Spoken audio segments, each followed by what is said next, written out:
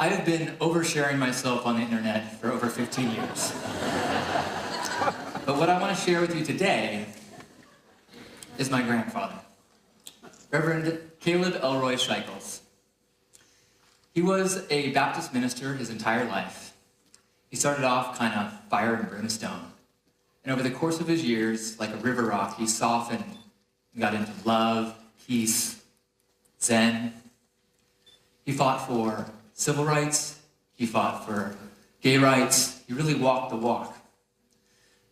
This picture was hugely significant to me growing up, because this is my grandpa with Martin Luther King Jr. Martin Luther King Jr. is like a mythical figure. He's like Santa Claus or Godzilla. But he's not. He's a real guy, which means that great people are not them. It's us. My grandpa was an incredibly kind man, a selfless man, and a humble man. I traditionally have not had that reputation.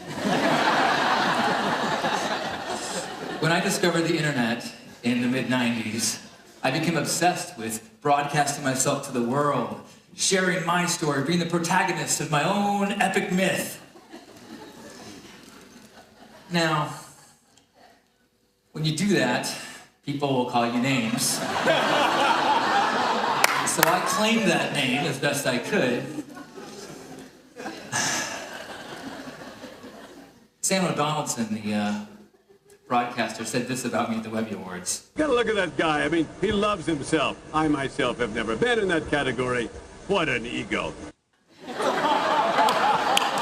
He was kind. At one point, I became so obsessed with sharing my life that I moved into a webcam house with 27 cameras, 24/7, streaming to the web. Everything I ate, everything I said, every shower was live for the world to see. And while I was living there, well, a lot of things happened. But while I was there during 9/11. And so the focus went to that. And if you remember, there was, after the horror, there was this brief period of hope. And there was this belief, this optimism that maybe we can see ourselves as a world community. Maybe we can see ourselves as brothers and sisters. Maybe we can get out of the rut of our behavior and actually change. And not soon after, Bush went on TV and said, let's get back to shopping. And the news went back to its old story about us versus them, us versus them, us versus them. It's fear. And here I was living in this webcam house where we could see the entire world one-on-one. The cams, the internet, this new tool that was growing was showing us that it's not an us versus them world. There is no them. It's just us. So how can we put a news story out there? So we tried something. Once a week, we would get in front of our webcams and tell people all over the world to get in front of their webcams, hug themselves, and just think, no matter what you hear on the news, the world would rather hug you than hurt you. And it was a beautiful idea, and it didn't catch on at all. Until about 3 years later, I was visiting my grandfather after my grandmother passed. And he'd helped thousands of people go through transition. He was a minister. But this was different. This was his partner in 65 years. This was his driver. And it was his life partner. When I went to go see him, I'm not sure how he was going to be doing. I went, hey, Grandpa, how you doing? He said, did you know that for $4 I can get a shuttle anywhere in the city? I said, so I went down to St. Juan, I went to the woman behind the counter, and I gave her a list, and I said, excuse me, my wife has recently changed her residence to heaven. Could you help me find a few things?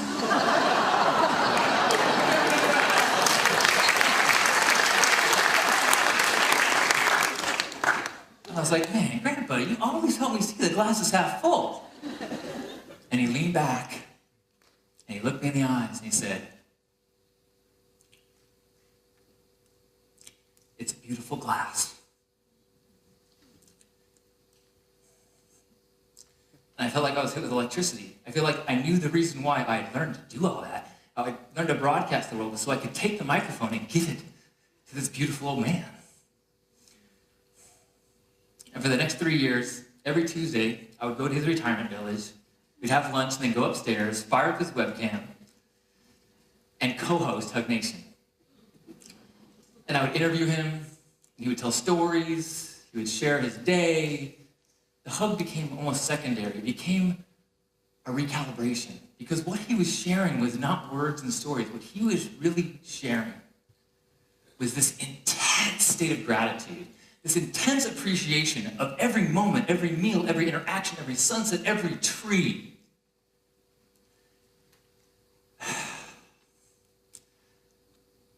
We did that for several years.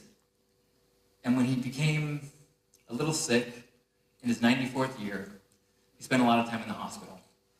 So we decided to keep broadcasting from there. We used the hospital Wi-Fi, fire up the webcam. And one time I went to go see him, and he wasn't doing very good at all. He had things stuck in his arm. Had a hard time speaking.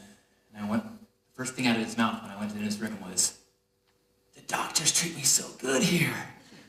Modern science is amazing. What an adventure." Seriously? That's your story? Well, you've got every reason in the world to complain, and what your story, what you're focused on, is all that's amazing. That kind of gratitude was what Rob Resney would call pronoia, the opposite of paranoia. The belief that the universe is conspiring in your favor. Yeah!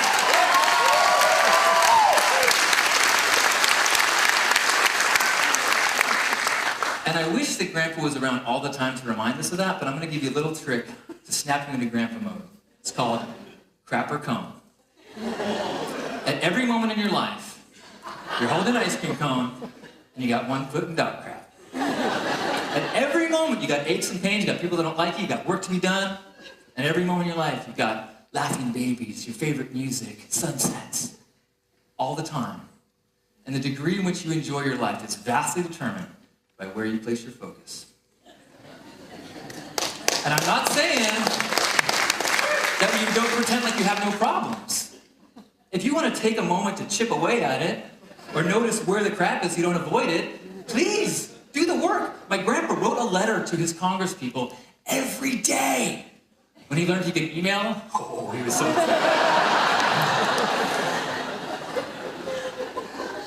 But the problem is that too often we set down our cone to go, "You have got to smell this. Come here. What?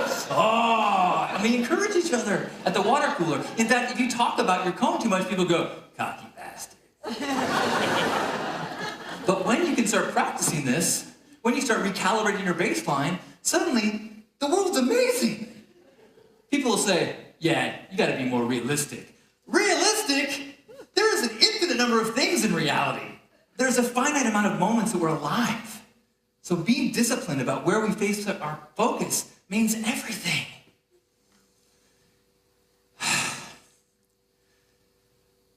When you get to that point where you are focused on your cone, because you find evidence for whatever you're looking for, you get to a place where you are rich. Getting rich, the fastest way to do it, appreciate what you have. I don't care what you got in the bank account. If you feel like, you're poor. And once you get into that place of abundance, you're ready for the next thing that Grandpa tried to teach me, and that is gifting. The last few years of his life, every time it was time for a birthday or Christmas, he would give me a gift for someone else. One year he gave me a goat to a family in South America. He gave me a card saying, "Congratulations, this family is now going to have all these resources." I was like, yay.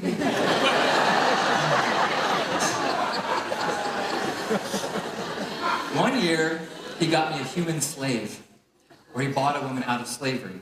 And I got a note that a woman was being rehabilitated to do certain work in Bangkok.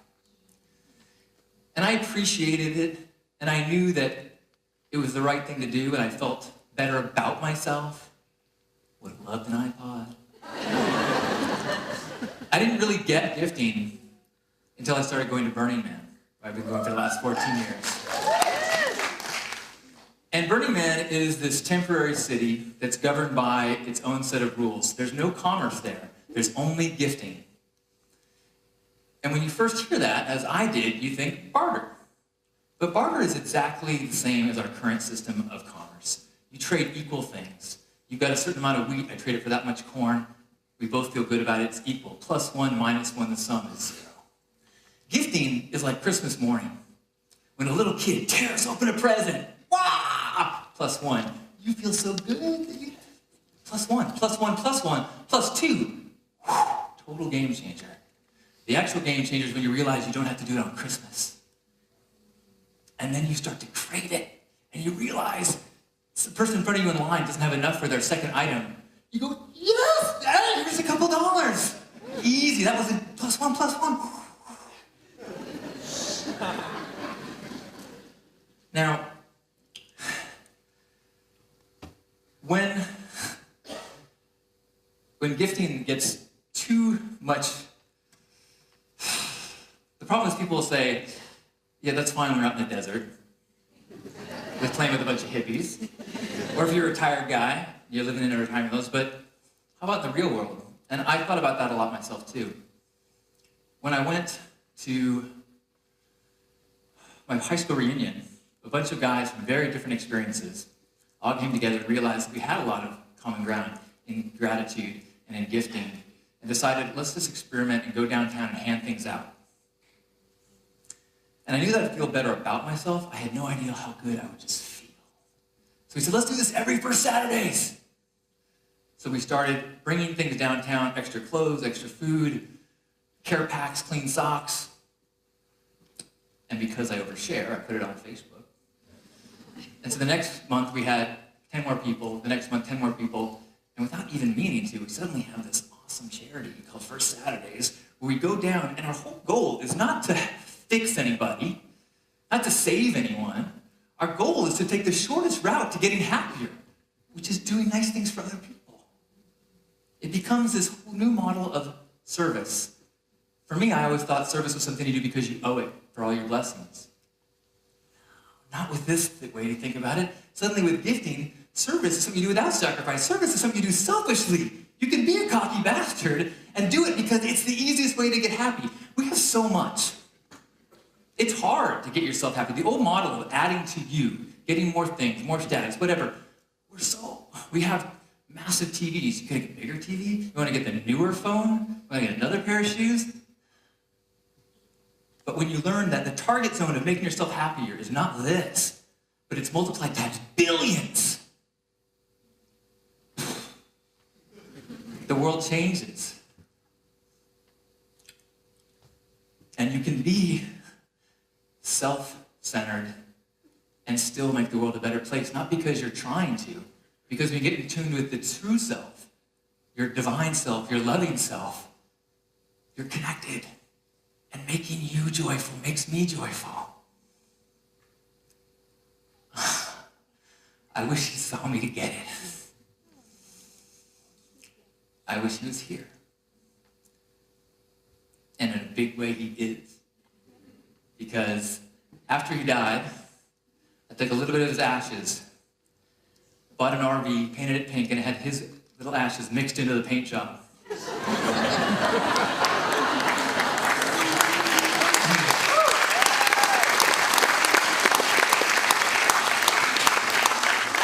So now, as I go on adventures, and every time we go downtown to help those less fortunate, he's there. And if you look outside, he's there, parked outside.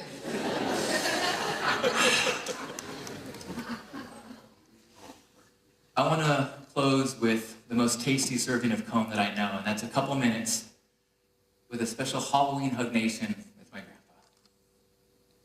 But we're growing, and I still have hope for my world that, like you, as you hug me and I hug you, in my imagination and my mind, we're tied together. We're all brothers and sisters on this planet, and we must somehow learn to live together. You only live once. That's right. Enjoy the color and let yourself go in the joy and the experience of being privileged to live in a day when you can do this kind of thing.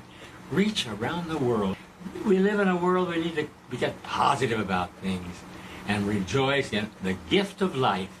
That's right. So once a week, we try to remind ourselves We do. to Hug you. to hug one another and focus on the good. So let's give ourselves a hug. And you hug yourself.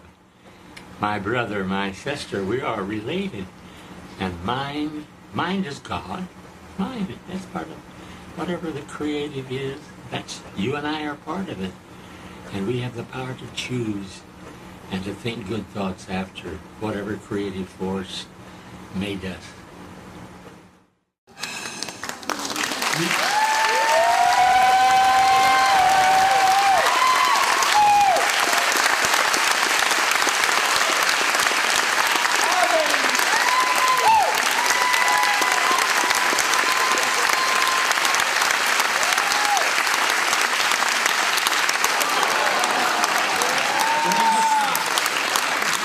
When you sink into gratitude and recognize the gift, when you practice gifting and feel the connection, the world is a cone, and we all have the ability to be great men and women.